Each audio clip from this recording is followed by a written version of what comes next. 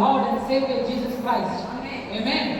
యేసుక్రీస్తు ఉన్నతమైన నామములో మీ అందరికీ నా హృదయపూర్వక వందనాలు. Praise the Lord. సంతోషంగా గట్టిగా హల్లెలూయా చెప్పండి. హల్లెలూయా, హల్లెలూయా.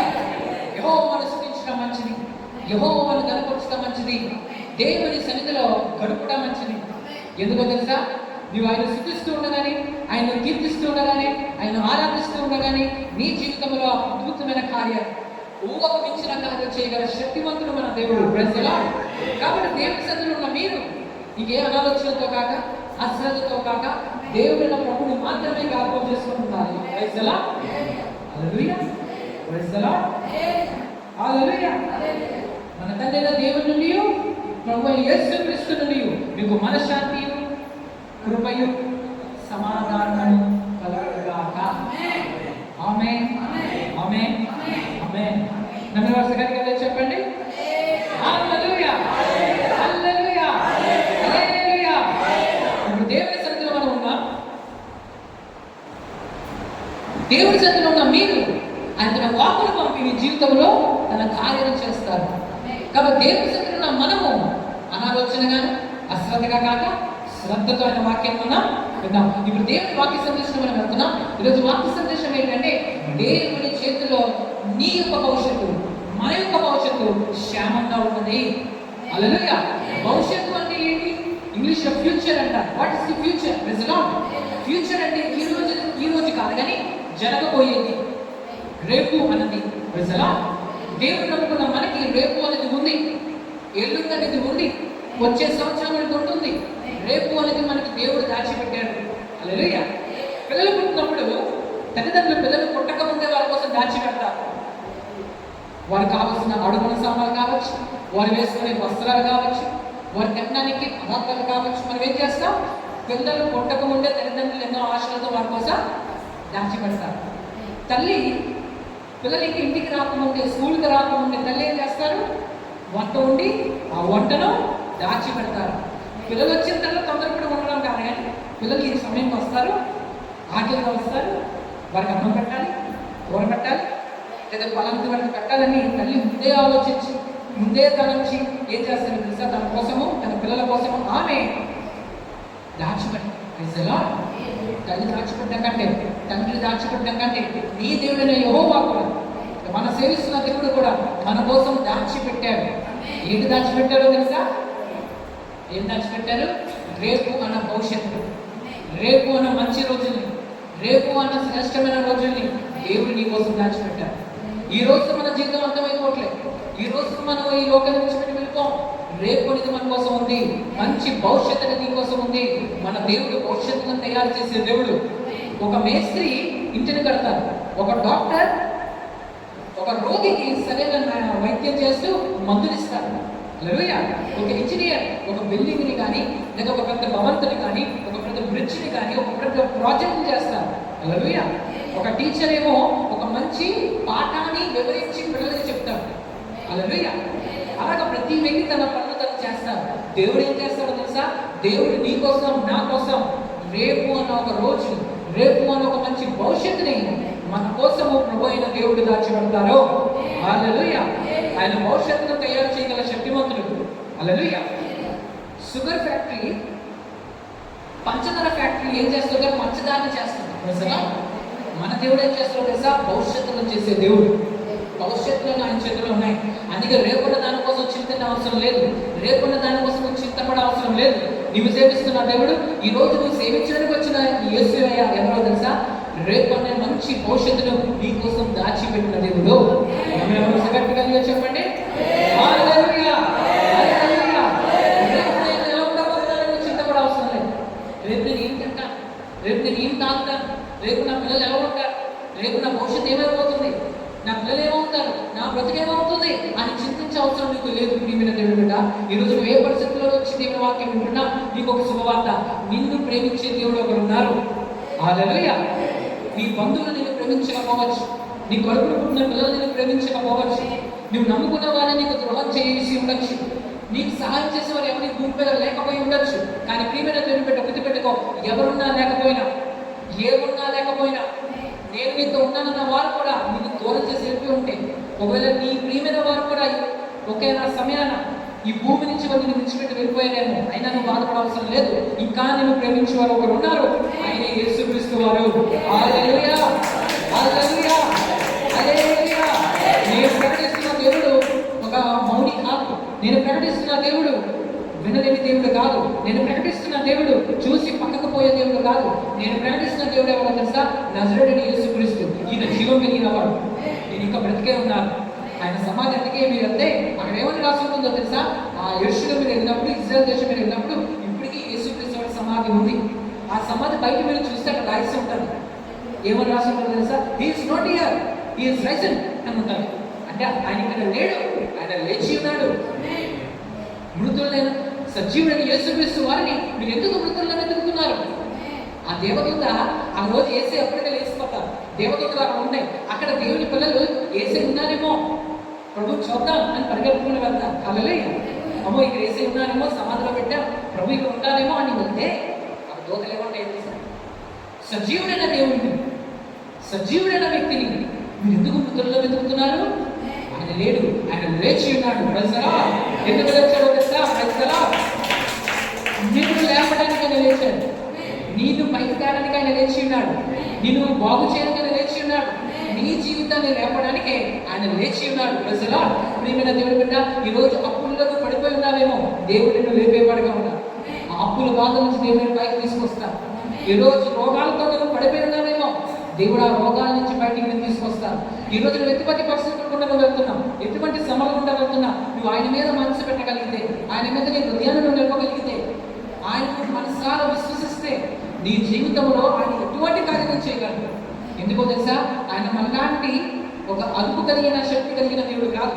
ఆయన శక్తికి అదుపు లేదు, ఆయన శక్తికి అంతం లేదు. ఆయన శక్తి చిన్నది కాదు. ఆయన చెయ్య మనలాంటి చిన్న చెయ్యి కాదు. ఆయన భూమి ఆకాశంలో సృష్టించిన వాడు, సూర్య చంద్ర నక్షత్రాలను నిర్మించిన వాడు. ఆయన మాట సరిగ్గా దాని ప్రకారం అవుతుంది. ఆయన ఆజ్ఞాపింపగానే కార్యము స్థిరపరచబడుతుంది. Praise the lord. ఆయన తన మాటతోనే జీవితాన్ని వెలుగు చేయగలరు. మీకు ఒక విషయం తెలుసు కదా? రాజు ఏం చేస్తారు? సింహాసనం మీద కూర్చొని ఆజ్ఞాపిస్తాడు, ఇలా అవ్వాలి అని అంటారు. రాజులు చూసి ఉంటారు కదా, అప్పుడు కథలో రాజు ఉండేవారు. రాజు వెళ్ళి స్వయం వెళ్ళి పనిచేయరు. రాజు ఏం చేస్తారు? తమ సింహాసనం మీద కూర్చొని ఆజ్ఞాపిస్తాడు. మంత్రి గారికో కింద ఉన్న మంత్రులకో, మీరు వెళ్ళి అది చెయ్యండి అంటే వాళ్ళు చేయాల్సింది.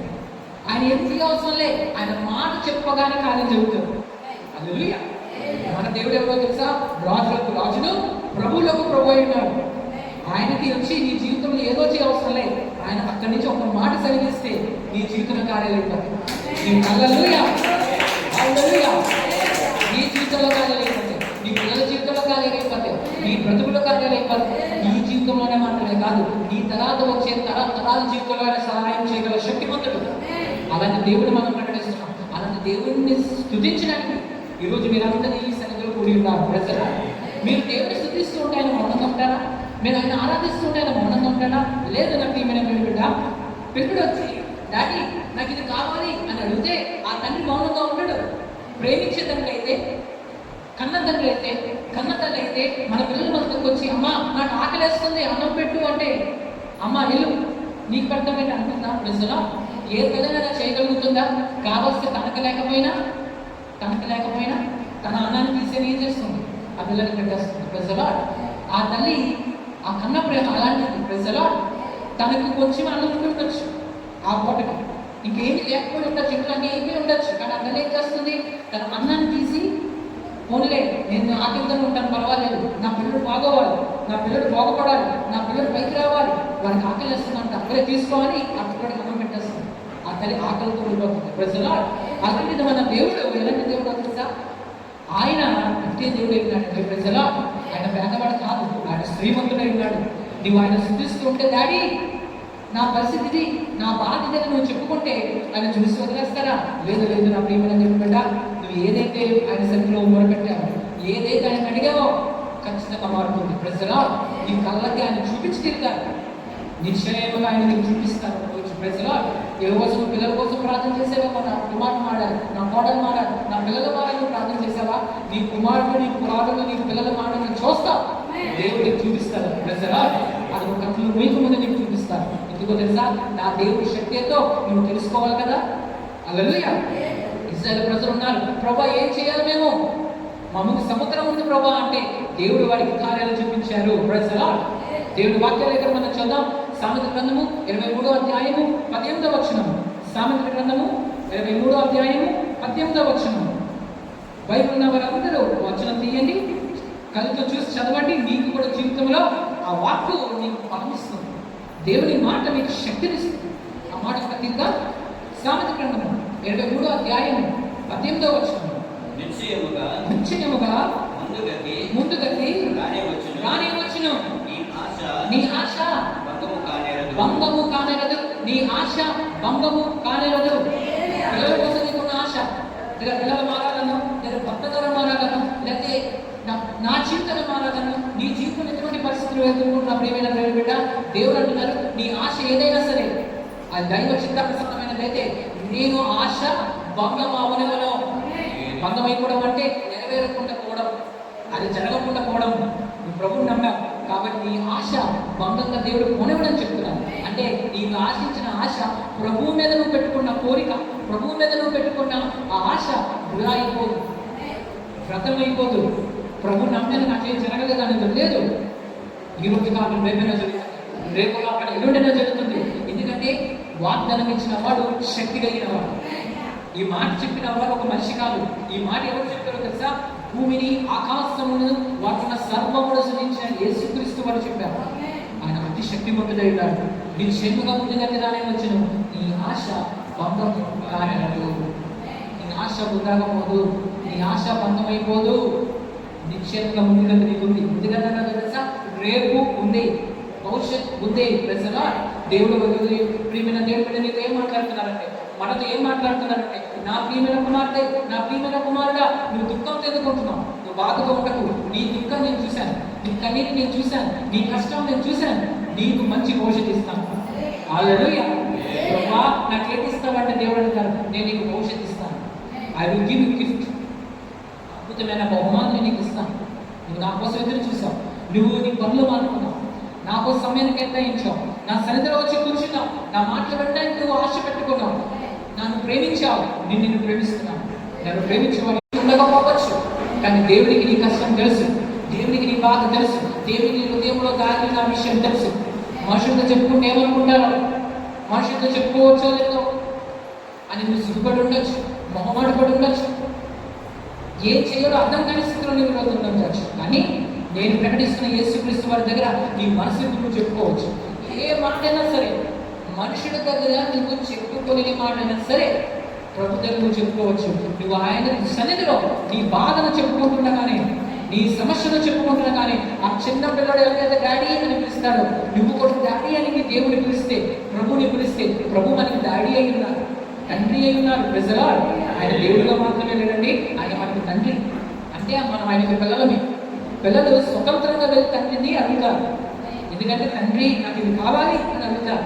తండ్రి ఒళ్ళో కూర్చుంటారు, తండ్రి దగ్గర ఉన్నది తీసుకుంటారు. ఎందుకంటే వాళ్ళ అధికారం కలిగిన వారు. మనము ఒక భిక్షకుని కాదు, ప్రజల మన దేవుని పిల్లలని. అంటే మనకు అధికారం ఉంది, ప్రభుని అడిగే అధికారం ఉంది, ప్రభు దగ్గర తీసుకునే అధికారం ఉంది. కాబట్టి మీరు ఏమాత్రం అనాలోచనగా కాక, భయంతో కాక, విశ్వాసంతో ఏం చేయాలి తెలుసా? దేవుని సన్నిధికి తండ్రి నాకు ఇది కావాలి, నా బ్రతుకుని మార్చు ప్రభా, నా జీవితాన్ని మార్చు ప్రభా, నేను బాగుపడాలి, 10 మందిని బాగు చేయాలి. అంటే నేను బాగుపడాలి, 10 మందిని బాగు చేయాలి, నేను అనేక మందికి వెలుగుగా మారాలి. నీవు గొప్ప దేవుడు కదా, నువ్వు సర్వశక్తిమంతుడు కదా, నీవు గొప్ప వెలుగు. నీ దగ్గర కొన్ని కోట్ల మంది వచ్చారు, లక్షల మంది నేను ప్రేమిస్తున్నాను. బాయ్, నీలో శక్తి ఉంది. నీ బిడ్డనైనా నేను కూడా అలా ఉండాలి కదా. తన దేవాన్ని నీ కుమారుడైతే నీ పోలికలు అలా ఉండాలి. హల్లెలూయా. పిల్లలు ఎవరి పోలికలు ఉంటాయి? అమ్మ నాన్న పోలికలు ఉంటాయి. అందుకే కదా పుట్టినప్పుడు అమ్మ అంటుంది, ఇంకో నా ముఖే వేసలా, ఇంకో నా ముఖమే అని తండ్రి అంటారు. లేదు లేదు, అమ్మమే అంటుంది. లేదు లేదు, అచ్చు నాన్న ఇంటి ఉన్నాడు, వేసలా నాన్ననే పుట్టే అంటుంది. మళ్ళా ఉంటే మనం ఎంతో మురిసిపోతాం, మళ్ళా ఉంటే మనం ఎంతో ఆనందిస్తాం. తల్లి అంటుంది నాలా ఉన్నాడు, లేదు తండ్రి అంటే నీలా కాదు, నాలా ఉన్నాడు. హల్లెలూయా. లేదు నారంగా వచ్చాడు, లేదు లేదు నీ ముఖం కాదు, నారంగా వచ్చాడు. ఆ ముఖం చూడు, ఆ ముఖం నాలా ఉంది, లేదు ఆ ముఖం చూడు, ఆ ముఖం నాలా ఉంది, ఆ చేతులు చూడు, ఆ వేలు అచ్చు నాలానే ఉన్నాయి. మాట్లాడుతుంటారు పిల్లలను చూసి ప్రజల. ఎందుకంటే మన పిల్లలు మన పోలికలో పడితే మనకి సంతోషం. ఎందుకంటే మన రూపంలో మరొక మనిషి వేయాలి ఈ భూమి పైన కనిపిస్తూ ఉంటాడు ప్రజల. జూనియర్ మీరు సీనియర్ అయితే మీ పిల్లలు జూనియర్ ప్రజల. అచ్చం మీ రూపాన్ని తీసుకొని వాళ్ళు భూమి పైన తిరుగుతూ ఉంటే మనకి ఎంతో ఆనందం సంతోషంగా ఉంటారు. అలాగే మన దేవుని రూపంలో మనం సృష్టించబడ్డాం, దేవుని పోలికలో మనం ఉన్నాం. అయితే దేవుని గుణాలు మనలో కనిపించాలి కదా. అపవాదన సాతాను నేను చూసినా అనుకోవాలి అచ్చు యేసులా ఉన్నాడే, అచ్చ ప్రభులా ఉన్నాడే, ఈ కుమార్తె అచ్చు యేసయ్య కుమార్తెలా ఉంది, అచ్చు యేసయ్య పుట్టిన కుమారులా ఉన్నాడే, అచ్చు యేసయ్యలా మాట్లాడుతున్నాడే, అచ్చు యేసయ్యలా పడుకుతున్నాడే, అచ్చు యేసయ్యలా సాయం చేస్తున్నాడే, అచ్చు యేసయ్యలా అద్భుతాలు చేస్తున్నాడే అనుకోవాలి లోకం. అది ఎప్పుడు సాధ్యమవుతుందో తెలుసా? యేసయ్యతో నీకు నడిస్తే అది నీకు సాధ్యమవుతుంది. హల్లెలూయా. మీకు తెలుసు మ్యాగ్నెట్, ఆ అయస్కాంతం మీకు తెలుసు, అది ఏం చేస్తుంది? ఎనుప మొక్కని లాగేస్తుంది తెలుసా. అంటే ఆ ఎనుప మొక్కతో, ఆ ఎనుప మొక్కలో పవర్ లేదు కానీ ఆ అయస్కాంతంలో పవర్ ఉంటుంది. అది దేనిని ఆకర్షించే శక్తి అనుకుంటుంది. కానీ ఈ ఐస్ మొక్క మాత్రం, ఈ ఎనుప మొక్క మాత్రం దేనిని ఆకర్షించలేదు, దేనిని పట్టుకోలేదు. కానీ మ్యాగ్నెట్ ప్రతి దానిని పట్టుకోగలుగుతుంది. కానీ ఈ ఎనుప మొక్కగా తనలో శక్తి లేకపోయినా శక్తి కలిగిన మ్యాగ్నెట్ కొంతకాలం గడిపితే, దానితో ఉంచితే ఏమవుతుందో తెలుసా? అచ్చు మ్యాగ్నెట్ లాగా దీనిలో శక్తి కనిపిస్తుంది. ఇది వెళ్ళి ఇంకో ఎనుప మొక్కను పట్టుకుంటే అది ఆకర్షించబడుతుంది, అంటే ఆకర్షించగలుగుతుంది. దానిలో శక్తి లేదు కదా. ఇప్పుడు దానిలో ఆ శక్తి ఎక్కడి నుంచి వచ్చింది? ఎక్కడి నుంచి వచ్చిందంటే అది మ్యాగ్నెట్తో సహవాసం చేసింది బట్టి. ప్రజలు నువ్వు యేసయ్య శక్తి నీలో లేకపోవచ్చు, లేదా యేసయ్య ఒక పవర్ మనలో కనిపించకపోవచ్చు. అయినా బాధపడవలసిన లేదు. ప్రభు మనకు ఒక అవకాశం ఇచ్చారు. ఏంటో తెలుసా? నాలో నిలిచిండి నాకు వేరుగా మీరు ఏమీ చేయలేదు, నాలో నిలిచిండి నేను మీతో ఉంటాను. హల్లెలూయా. మన దేవుడితో నువ్వు కలిపితే ఆయనలా నువ్వు కూడా కొన్ని రోజుల్లో మారిపోతావు. ప్రజలా ఆయనలా నువ్వు కూడా మారిపోతావు. హల్లెలూయా. అప్పుడు ఏమవుతుందో తెలుసా? ఇంకా నువ్వు కనిపించావు, నీలో ఉన్న యేసయ్యే కనిపిస్తారు. అప్పుడు నీ చుట్టాలందరూ చెప్తారు, నీవేదో మాకు కనిపిస్తుంది. నీ స్నేహితులు చెప్తారు, బాబు నువ్వు అప్పుడులా లేవే, నువ్వు పట్టుకొచ్చావురా, నువ్వు జ్ఞానవంతుడు అయ్యావు, నువ్వు తెలివినోడు అయ్యావు. ఒకప్పుడు మేము నేర్పించేవాళ్ళం ఉన్నాం, ఈరోజు నువ్వు మాకు నేర్పిస్తున్నావు. నువ్వు నిజంగా ఇప్పుడు మన ఇద్దరు నేర్పించగలమో తెలుసా? మనకు వస్తానే కదా. హల్లెలూయా. స్టూడెంట్, విద్యార్థి టీచర్కి నేర్పిస్తారా, టీచర్ స్టూడెంట్కి నేర్పిస్తారా? టీచరే స్టూడెంట్కి నేర్పిస్తారు. ఎందుకు? కారణం ఏంటి? ఎప్పుడైనా ఆలోచించారు? ఎందుకంటే స్టూడెంట్ కంటే ఎక్కువగా టీచర్కి వచ్చి ఉంటుంది కాబట్టి. హల్లెలూయా. అతనికి వచ్చింది కాబట్టి అతను టీచర్ అయ్యాడు, ఇతనికి రాడు కాబట్టి స్టూడెంట్. ప్రైజ్లా. వయసు భేదం లేదు, రంగు భేదం లేదు, ప్రాంతీయ భేదం లేదు. నీకు ఎక్కువ వస్తే రానివాడు నీకేమవుతాడు? దాసుడు అవుతాడు, లేదా నీకు స్టూడెంట్ అవుతాడు. హల్లెలూయా. తల్లిదండ్రులకి ఎక్కువ వస్తుందా, పిల్లలకి ఎక్కువ వస్తుందా? తల్లిదండ్రులకి ఎక్కువ వస్తుంది. ఎందుకు? హల్లెలూయా. అందుకే పిల్లలు ఎవరు మాట్లాడాలి?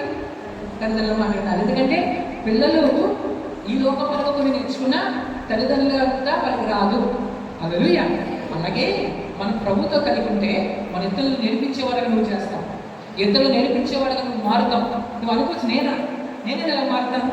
ఎస్, యేసయ్య మహిమ పొందడానికి నువ్వు దీవిస్తావు.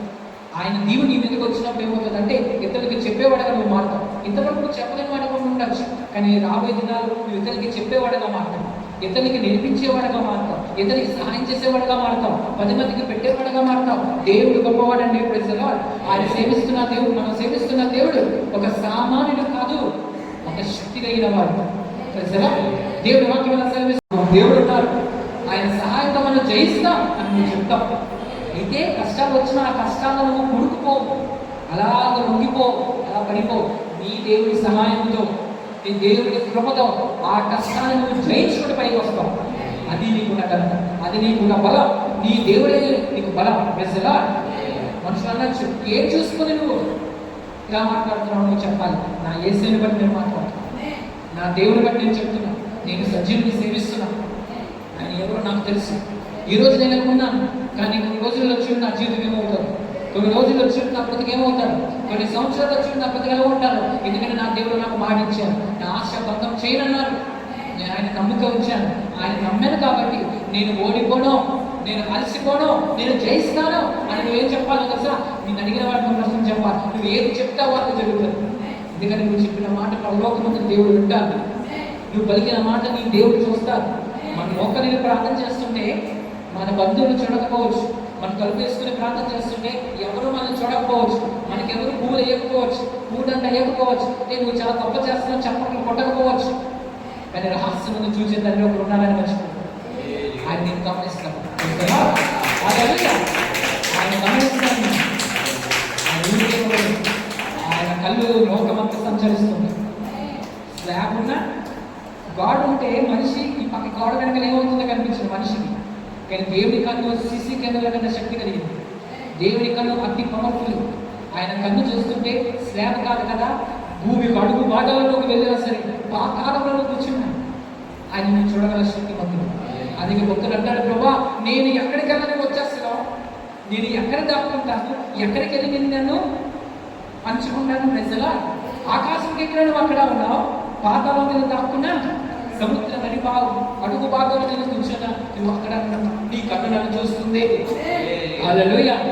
ఎందుకు చూస్తుంది తెలుసా కన్ను? హల్లెలూయా. ఎందుకు చూస్తున్నావు కన్ను తెలుసా? నేను ఉన్నట్లు ఉంచడానికి కాదు, నేను పైకి తేడానికి, నీ బ్రతుకును వెలిగించడానికి, నీకు సహాయం చేయడానికి, నేను ఆదరించడానికి, నీ పిల్లలను మార్చడానికి, నీ బ్రతుకుని మార్చడానికి, నిన్ను ఆనందంతో నింపడానికి ఆ కన్ను చూస్తుంది.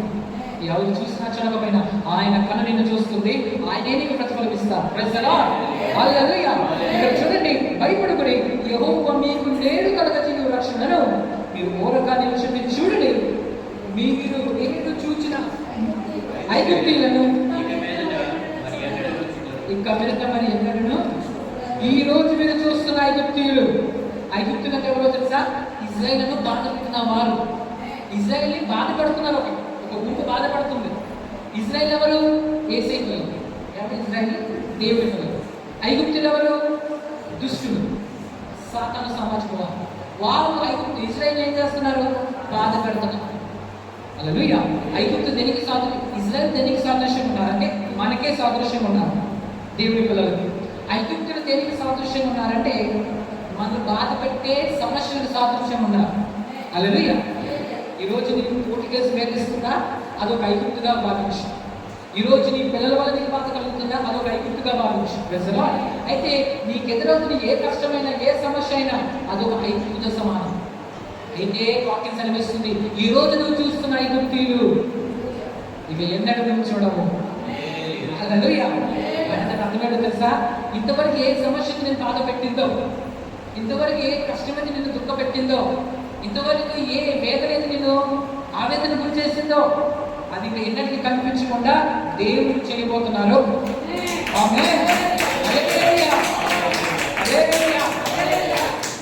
ఒక బాంబే వచ్చింది. బాంబేలో ఏం చేస్తుంది? పాము ఏం చేస్తుంది? కలుస్తుంది. కానీ ఆ పామును చూసి భయపడితే ఉపయోగం లేదు. ఆ పామును తీసేం చేయాలి? బయట పారవేయాలి, ఎంతని తరిమి వేయాలి. అది బయటకు పోతే అంటే అది కనిపించకుండా చేయాలి. నీ ముందు కనిపిస్తే అది ఊరుకోదు కదా, అది నీ దగ్గరకు వస్తుంది. హల్లెలూయా. అలాగే ఇప్పుడు ఐగుప్తులు నీ దగ్గర ఉంటేనే నీకు సమస్య, కానీ ఐగుప్తులు దేవుడు తీసేస్తానంటున్నాడు.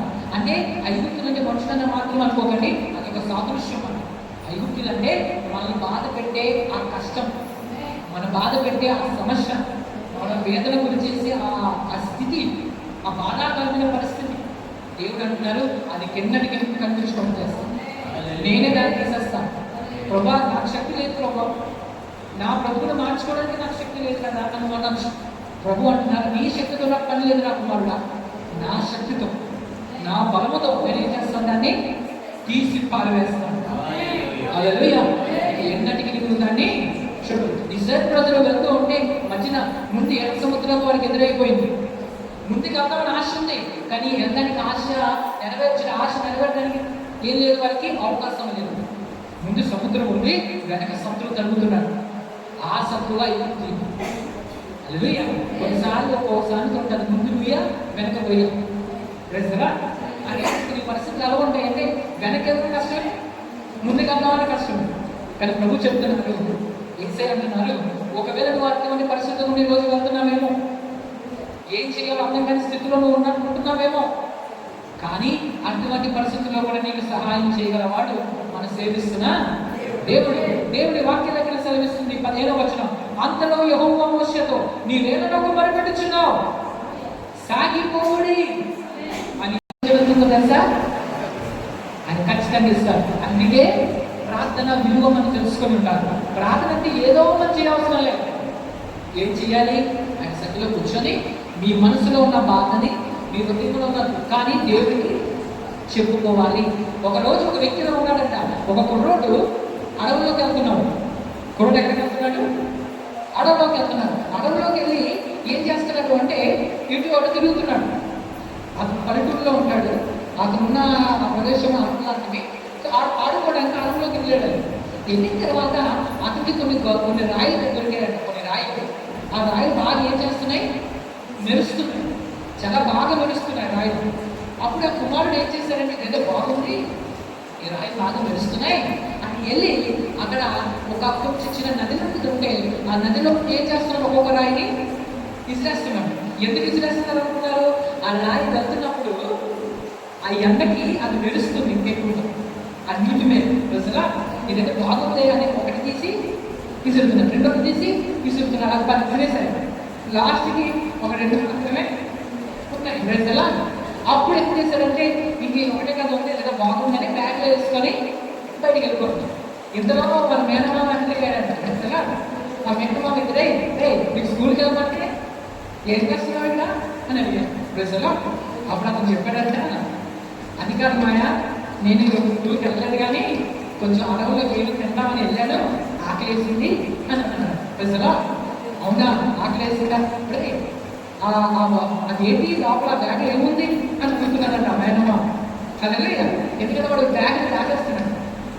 అదలయ్య ఎందుకంటే ఆ బ్యాగ్లో వాడి పుస్తకాలు ఏమీ లేవు. అదలయ్య అదే ఆ బ్యాగ్ ఏం చేస్తున్నాడు?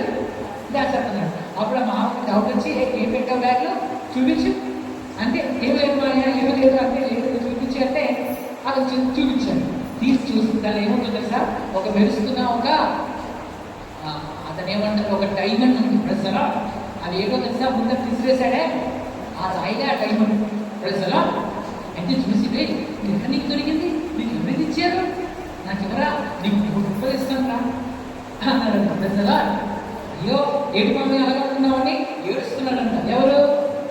ఈ కొడుకు. అమ్మో ₹1 ఇస్తావా, ఎందుకు ఏడుస్తున్నావు, తక్కువ అయిపోయిందా, కావాల్సిన 50 లక్షలు కల్పిస్తాలే అని ₹1,50,00,000 ఇస్తాను రా అన్నాడు.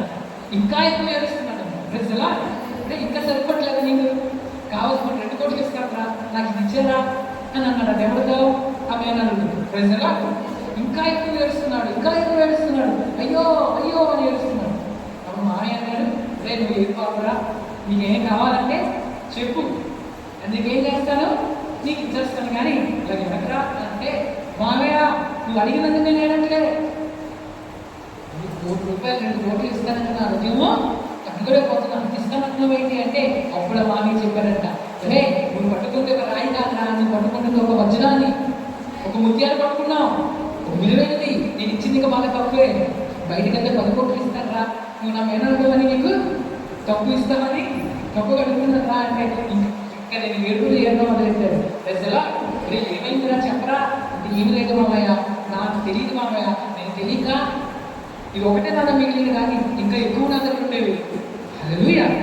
ఎక్కువ ఉండేవా, ఎప్పుడు నేను చెప్పరా, నేను వస్తాను, నీకు లేదు మాయా, అడుగులో అడుగు అని చెప్తున్నాడు. అప్పుడు మామయ్య అన్నాడు, అడవా నేను ఎక్కడ చెప్పరా, కావస్తే నేను నా స్నేహితులు కూడా పిలుచుకుని వస్తాను, అందరు కలిసి వెతికేద్దాం ఎక్కడ, ఇక అన్నం మానేసి ఫాస్టింగ్ చేద్దాం అన్నాడు. కదా ఫుల్గా వెతికేద్దాం కదా అంటే మామయ్య వెతకడానికి అవ్వదు, దొరకదు, అడవులో పుట్టి వస్తుంది కదా, నదిలోకి ఏం చేశాడు, విసిరేస్తాను మామయ్య, ఎంత తప్పు చేసేవారా, ఎంత బుద్ధి లేని పని చేసేవారా, ఒక్క మాట నాకు చెప్పుంటే అది ఏంటో చెప్పుండేవాడి కదా అన్నానంట. ప్రజలా ఏం చేయమంటావు మామయ్య తెలీదు, నువ్వు చూసే 2 కోట్లు ఇస్తానంటున్నావు కానీ నేను 10 విసిరేశాను, ఎక్కడ ఆ నదిలోకి విసిరేశాను మామయ్య, వెళ్ళిపోయావు, కొట్టుకొని వెళ్ళిపోయాయి. హల్లెలూయా. ఇంత పని చేసేవాళ్ళని ఇద్దరు కలిసి కేంద్రం మొదలెట్టాడు. ప్రజలా ఎందుకు ఈ విషయం చెప్తున్నాను తెలుసా, దేవుని దేవుళ్ళారా, వారు విలువ తెలియక, ఆ కుర్రోడికి విలువ తెలియక వాళ్ళు తీసుకెళ్ళి విసిరేశారు. అలాగే దేవుడి సన్నిధి కూడా ముత్యము కంటే విలువైంది, వజ్రాల కంటే విలువైంది. ఆయన సన్నిధిలో మనం లోకం 24 గంటలు గడిపినా ఉపయోగం ఉండదు. కానీ ఆయన సందర్భం 1 గంట గడిపితే అది ముఖ్యం కంటే విలువైంది. మనం లోకాన్ని చనిపోతాం కదా, ఎప్పుడో సంతకి లోకం ఇచ్చిపెట్టి వెళ్ళిపోవాలి. వెళ్ళిపోయినప్పుడు మన ఖాతాలో మన బ్యాంక్ బ్యాలెన్స్ కనిపించదు. ఒకవేళ బ్యాంక్ బ్యాలెన్స్ ఎంత ఉన్నా అక్కడికి వెళ్ళి 0 కనిపిస్తుంది. హల్లెలూయా. మన బ్యాలెన్స్ ఏంటో తెలుసా? ప్రభుతో గడిపిన సమయం ఉంటుంది చూడండి, అది అక్కడ లెక్కించబడుతుంది. పరలోకంలోకి వెళ్ళిన తర్వాత మనం ఏమి చేసామో ఏది ముందు వస్తుందో అదే లెక్కలోకి, ఏ సై కోసం ఏం చేసామో అదే లెక్కలోకి వస్తుంది. హల్లెలూయా. మీకు అంతసేపు తిన్నానండి అంటే 2 గంటల తిన్న లెక్కలోకి రాదు, కానీ 5 నిమిషాలు ప్రార్థన చేసినా లెక్కలోకి వస్తుంది. అదే లెక్కలోకి వస్తుంది. అందుకే చనిపోకముందే, చచ్చిపోయిన తర్వాత మనం మాటలే లోకం విడిచిపెట్టి వెళ్ళిపోయిన తర్వాత మీకు చేసిన భక్తి, మీరు చేసిన దేవుడి కోసం చేసిన సమస్యలు లెక్కలోకి వస్తుంది. అప్పుడు మీకు అది అభివృద్ధిలో తీసుకెళ్తారు. కానీ మీరు లోకంలో గడుపుతున్నారే వారికి ధన్యత ఉండదు, వారికి ఆనందం ఉండదు, వారికి సంతోషం ఉండదు. ప్రజల ఇజ్రాయేల్ ప్రజలకు ముందు ఎర్ర సముద్రం ఉంది, వెనక శత్రువు ఉన్నాడు, ముందుకు కానీ వెనక్కి కానీ వెళ్ళడానికి అవకాశం లేకుండా ఉన్నప్పుడు వారు తమ దేవుడిని యెహోవా వైపు మనసు పెట్టగా దేవుడు వాళ్ళు ఏం చేశారో తెలుసా? అసాధ్యమైన దానిని జరగదు, ఇది అవుతుందా అని ఊహకమించిన కార్యక్రమం చేశారు. ఏం చేశారో కూడా మీకు తెలుసు కదా. ఎర్ర సముద్రాన్ని తన బలమైన గాలితో 2 పాయలుగా చేసి కుడివైపున ఎడవైపు నుంచి గోడల నుంచి పోయారు సముద్రం. ఎప్పుడైనా చరిత్రలో జరగని కార్యం ప్రభు చేశారు. మీరు చూస్తున్నారు ఇక్కడ గోడ ఉంది, అక్కడ గోడ ఉంది. అది సముద్రం కూడా ఇలాగే నిలిచిపోయింది. ప్రజల మధ్యలో 3 నెలల ఏర్పాటు అయ్యింది. దేవుడు అంటారు వెళ్ళండి. ఎవరైనా ఎప్పుడైనా ఊహించుంటారా దేవుడు ఇలా చేస్తారని? హల్లెలూయా. ప్రభు అన్నారు నేను చూసుకుంటా. దేవుడి కార్యాలు అలాగే ఉంటాయి. దేవుడి కార్యాలు మనకు అర్థం కాదు. మనం అనుకుంటాం ప్రభు ఎలాగా, వెనక శత్రువు, ముందేమో సముద్రం, నువ్వు ఎలా కాపాడుతావు, ఎలా కాపాడగలవు? మన దగ్గర ఏంటి? జ్ఞానం ప్రభుత్వం ఉంది, మనకి లేని తెలివి ప్రభు ఉంటారు. హల్లెలూయా. మన చిన్న చిన్న ఆలోచనలు ఆలోచిస్తే మనకు అర్థం కాదు. ఆయన ఎలాగైనా చేయగలడు, ఏదైనా చేయగలడు. ఆయన తన కుమారుడికి ఆకలి తీర్చడానికి కాకిని పంపించాడు. తన కుమారుడిని యోనాన్ని కాపాడడానికి ఆయన తిమింగలాన్ని ఆజ్ఞాపించాడు. తన ధాన్యాన్ని కాపాడుకోవడానికి సింహాలకు ఉపవాసం పెట్టాడు. హల్లెలూయా. తన భక్తుల పేరుని శిరస్సులో కాపాడడానికి ఆయన తన దేవదూతను పంపించాడు. ఇవన్నీ చరిత్రలో ఎక్కడ జరగలేని కార్యాలు, అంటే మనుషుల చేత జరగలేని కార్యాలు. ఆయన మన శక్తికి కంటే, జ్ఞానము కంటే అద్భుతాలు చేయగలవాడు. హల్లెలూయా. మనం అనుకుంటే ఎలాగవుతూ బాగుంటుంది, అలాగవుతూ బాగుంటుంది. కానీ దేవుడు అలా కాదు, ఆయన తన శక్తికి మించి కార్యాలు చేసేస్తాడు. హల్లెలూయా. అలాంటి దేవుడు మనం ఈరోజు ఏం చేస్తున్నాం? సేవిస్తున్నాం, కనపరుస్తున్నాం. అన్ని కార్యాలకు విశ్వాసం పెట్టుకోండి. వాడికి ముందుకెళ్ళడానికి లేదు, వెనకపోవడానికి లేదు. కానీ దేవుడు ఏం చేశారో తెలుసా? ఆ ఎర్ర సముద్రం చరిత్రలో ఒక నీటి చుక్కను మనం ఊదితే అది వేరవుతుందా? 2 భాగాలు అవుతుందా? ప్రశ్న. లేకపోతే మనం మాట్లాడుతున్న నీటినే 2 భాగాలు చేయలేము. అలాగే మన ఊది మన చేతిలో నీళ్ళు వేసుకొని ఆ చేతిలో ఉన్న నీటిని మనం 2 భాగాలకు విభజించగలమా? ఈక్వల్గా సమానంగా విభజించాలి. ప్రజలా అలాగే విభజించగలమా? దేవుడు ఎంత జ్ఞాని, ఆయనకి ఎంత గణిత వచ్చు, ఆయనకి ఎంత మ్యాథ్స్ వచ్చు, ఆయనకి ఎంత ఇంగ్లీష్ వచ్చు. ప్రజలా ఈ కోలగా 2 సముద్రం 2 ఈ కోలకు విభజించేసి ఆయన అంటారు బయటకు వెళ్ళని ఆ ఫరోని చూసుకుంటారు. ప్రజలా వచ్చేస్తానేమో అన్నట్టు. ఎందుకు తెలుసా? ఫరోకి ఇజ్రాయిల్ మధ్యన ఆయన నుంచోపోవడం జరుగుతుంది. ఆయనకి రాయబడిపోవడం ఉంటుంది. కావాల్సింది చదవండి 19వ వచనం. అప్పుడు ఇజ్రాయిల్ ఎదుట సమూహమునకు ముందుగా నచ్చిన దేవదూత వారి వెనకకు పోయి, ఎవరినో తెలుసా?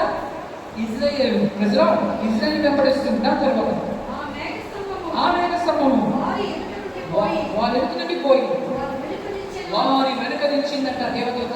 హల్లెలూయా. వెనక ఎక్కడో తెలుసా? ఎక్కడ వెనక? ప్రజలా వెనక ఎవరు వస్తున్నారు?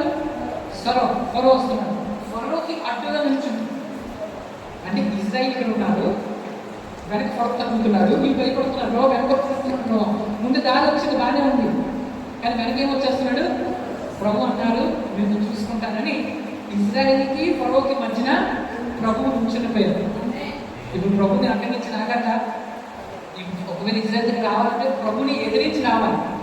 ఫరోకి అంత బాగుంటుందా? అసలు ఆయన ముందు నిలవగలరా? ఆయన ముందు నిలబడినవాడు ఎవరైనా బ్రతకగలరా? Praise the lord. ఆయన వెనక నిల్చున్నారంట. దాంతో ఏం జరిగింది చూడండి. ఆ మేఘ స్తంభం వాడు ఎదుగుతుంటే వారి వెనక నిలిచాను. అది ఐగుప్తుల సేనకు ఇశ్రాయేలు సేనకు నడుమ ప్రవేశించాను. అది మేఘము కనుక వారికి చీకటి కలిగిన కానీ రాత్రి అది వీరికి వెలిగించిన కనుక ఆ రాత్రి అంతా ఐగుప్తుల సేన ఇశ్రాయేలును దేవుడు మధ్య నుంచుంటాడంట. ఐగుప్తుల సేన ఇశ్రాయేలు సేనను సమీపించలేకపోయిందంట. కారణం ఏంటో తెలుసా? ఆయన మధ్యలో అడ్డగిస్తున్నారు. ఎక్కడికి వెళ్తాం? ప్రజల ఒకవేళ పిల్లల దగ్గర వెళ్ళాలనుకుంటాను, ఎదురుకు వచ్చేలా. మీకు తెలుసు కదా, పాము వస్తే కోడి తన ప్రాణాన్ని తెగించి ఆ పాముతో పోరాడుతుంది, పిల్లలు వెనక పెడుతుంది. పిల్లల దగ్గరికి రాని కోడి, పెద్ద కోడి తన రెక్కలతో కాపాడుతుంది. మన దేవుడు కూడా అలాంటి దేవుడే. ఆయన ఊరికే ఉండే దేవుడు కాదు. ప్రభా నాకు కష్టం వచ్చిందంటే ఎస్ నేను ఉన్నాను అన్న దేవుడు. ప్రభా నాకు బాధ కలిగింది అంటే ఎస్ నేను ఉంటాను అన్న దేవుడు. మన దేవుడు అతి శక్తి కలిగిన దేవుడు అండి. మీరు చూసారు కదా, ముందు సముద్రం వెనక సముద్రం ఉంటే ఇజ్రాయెల్ ప్రజల మధ్య తిరిగిపోయి ఉంటే దేవుడు వారి పక్షాన సహాయం చేయగలవాడు. ఇజ్రాయెల్కి అధికారం లేదు సహాయం చేయడానికి, పెద్ద పెద్దోళ్ళు లేదు సహాయం చేయడానికి, వారి దగ్గర ఉన్న శక్తి లేదు తమ సహాయం చేసుకోవడానికి. నిస్సహాయ స్థితిలో ఉన్నారు, బలహీనంగా ఉన్నారు, బలవలేకుండా ఉన్నారు, ఎవరితో చెప్పుకున్నారు, ఎవరు సహాయం చేస్తారో తెలియని స్థితిలో ఉన్నారు. కానీ వారు అలాంటి క్లిష్టమైన పరిస్థితిలో తమ దేవుని మాత్రమే వారు మొరపెట్టుకున్నారు. ప్రభావ మా పరిస్థితి ఎలా ఉంది, నా కష్టం ఎలా ఉంది అని దేవుడు ఎప్పుడైతే మొరపెట్టారో దేవుడు వెళ్ళి ఇశ్రాయేలు సేనకి ఐగుప్తు సేనకి మధ్యలో నిలబడి వారిని సమీపించుకున్న అడ్డగించి క్షేమంగా దేవుడు ఎర్ర సముద్రాన్ని దాటించారు. హల్లెలూయా, హల్లెలూయా, హల్లెలూయా. దేవుడు నీ జీవితంలో కూడా అలాగే కార్యాలు చేయగల శక్తిమంతుడు.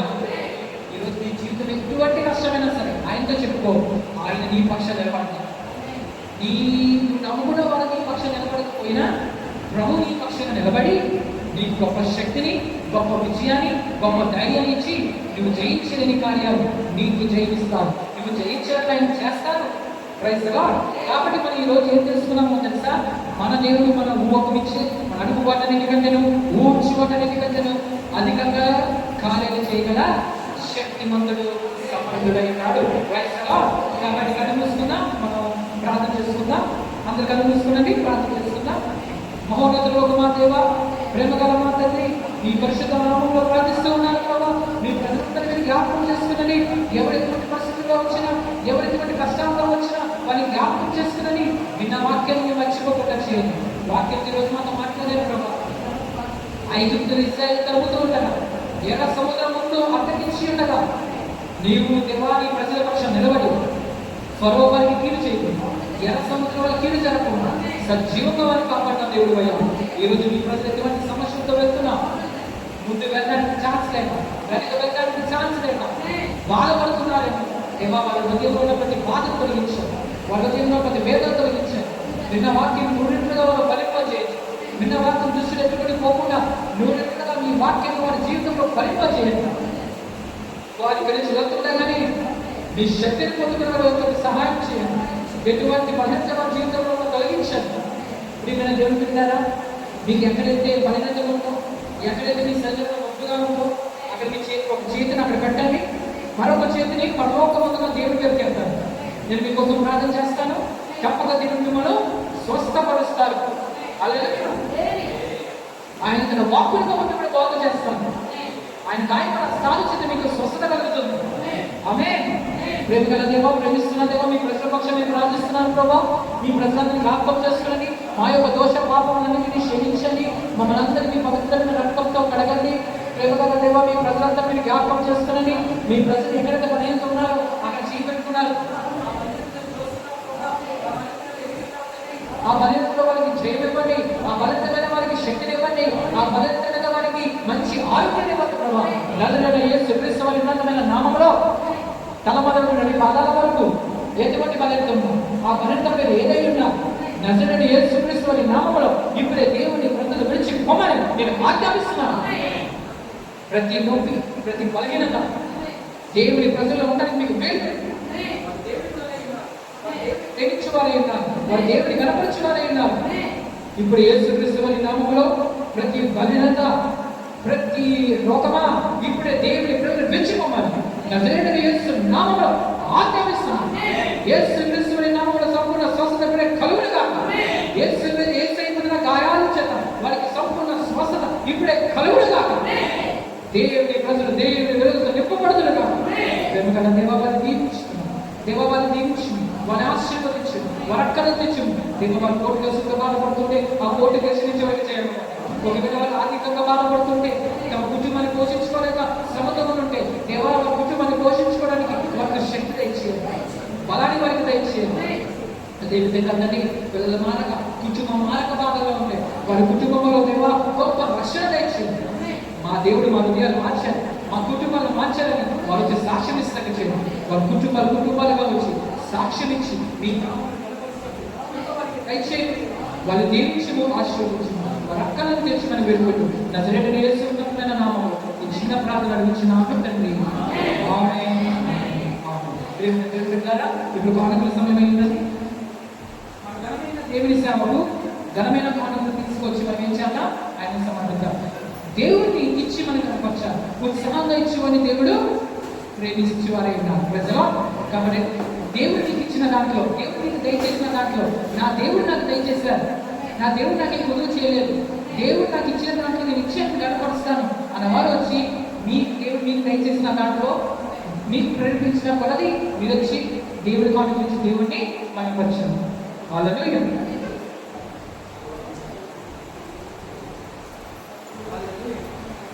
ఒకసారి ఉండండి. అందరూ మీ చేతుల్లో కానుక పట్టుకోండి. చేతులు ఒకసారి పైకి ఎత్తండి. మీకోసం ప్రార్థన చేస్తాను.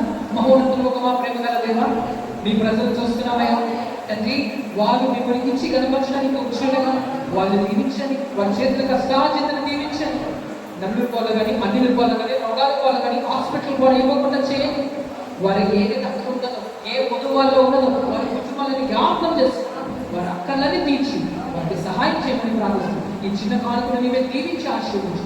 యేసుక్రీస్తు నామములో అడుగుచున్నాము. ముందు స్త్రీలు వస్తున్నారు, తర్వాత పురుషులు రండి లైన్గా వచ్చి మీ కానుకలను దేవునికి సమర్పించండి. ఆమేన్.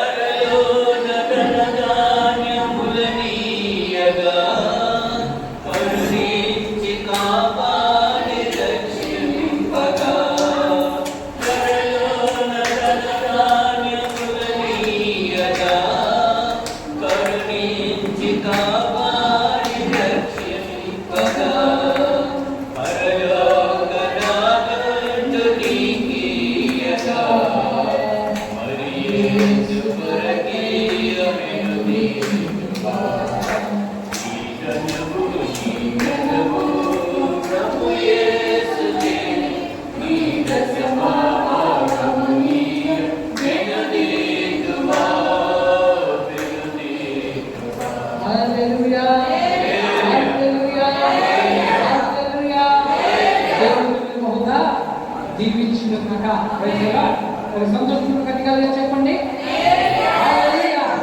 దేవుడు దీవించాలని వారు గట్టిగా చెప్పండి. దేవుడు చూసి ఉన్నారు. మనం దేవుని ప్రార్థన చేసుకుని మనం ముగించుకుందాం. ప్రజలు ఒకసారి కథ తీసుకుందండి. ఆశీర్వాద ప్రార్థన చేస్తాను. మన తండ్రి అయిన దేవుని ప్రేమయు, కుమారుడైన యేసుక్రీస్తు వారి యొక్క మహాకృపయు, పరిశుద్ధాత్మ దేవుని యొక్క అన్యోన్య సహవాసం వాక్యమైన మీ అందరికీ ప్రపంచవ్యాప్తమైన దేవుని సంఘం అంతటను సదాకాలము తోడై ఉండుగాక. ఆమేన్. హల్లెలూయా. అందరూ లేచి నిల్చుందాం. ఒక ప్రార్థనతో మనం ముగించుకుందాం. రెండు చేతులు ఒక వందన. మా తండ్రి, నీ నామం పరిశుద్ధపరచబడును గాక, నీ రాజ్యం వచ్చును గాక, మీ చిత్తం పరలోకమందు మానవుల ఆహారమును మాకు దయచేయండి. మా రుణస్థులను మేము క్షమిస్తున్నాము. మా రుణాలను మీరు క్షమించండి. మమ్మల్ని సోదరులకు తేక దుష్టుని ఎందుకంటే రాజ్యము బలము ఘనత సమస్తము నిరంతరం నీవై మీరైన తండ్రి. ఆమేన్. ఆమేన్. నా ప్రాణమా యెహోవా వారిని సన్నిధించండి. ధన్యమైన సంవత్సరం ఆయన పరిశుద్ధ నామమును కీర్తించండి. నా ప్రాణమా ప్రభువును సన్నిధించు. ఆయన చేసిన ఉపకారములు దేనిని బట్టి. ఆమేన్. ఆమేన్. మన దేవుడైన పరిశుద్ధాత్మ ప్రభువు గారికి ఆశీర్వదించండి. యేసుక్రీస్తు పరిశుద్ధ నామములో స్తుతి స్తోత్రం ఆరాధన ఘనత మహిమ ప్రభావం యుగయుగములు చెల్లుగాక కలుగుగాక. ఆమేన్. ఆమేన్. ఆమేన్. ఆమేన్. ఆమేన్. దేవుడు బహుగా దీవించుగాక. హల్లెలూయా. ఇప్పుడు నేను మీ మీద ఆశీర్వాదం పలుకుతాను. మీ నా మీద ఏం పలకండి? ఆశీర్వాదం. నేను పలికినవి దేవుడు మీకు ఇస్తారు, మీరు పలికినవి నాకు ఇస్తారు. ప్రజలా నేను మిమ్మల్ని దీవించాను. హల్లెలూయా. మీరు నేను మీ మీద దీవించిన దీవుల్లో మీరు నన్ను దీవించిన దేవుడు ఇస్తారు. ప్రజలా హల్లెలూయా. దేవుడు మీ ఆకలిని తీర్చునుగాక.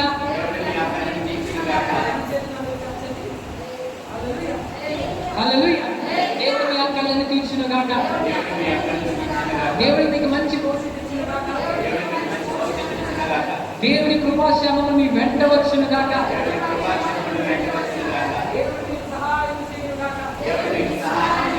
దేవుడు మీకు మంచి భవిష్యత్తు ఇచ్చునుగాక. మీ కార్యక్రమాలతో దేవుడు మీకు జయమిచ్చునుగాక. మీరు వర్ధిల్లుదురుగాక. మీరు పైకొచ్చుదురుగాక. మీకు మంచి ఆరోగ్యం కలుగునుగాక. దేవుని సన్నిధి మీకు తోడుగా వచ్చునుగాక. యేసు నామములో మీ ఆకలిని తీరిపోనుగాక. యేసు నామములో మీరు యేసు నామములో మీకు మంచి ఆరోగ్యం కలుగునుగాక.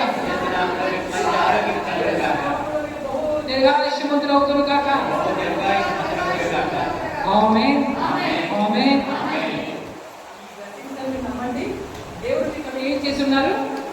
ఏం చేస్తున్నారు? అసలు నమ్ముటని వల్లైతే నమ్మడానికి సమస్తము సాధ్యమే.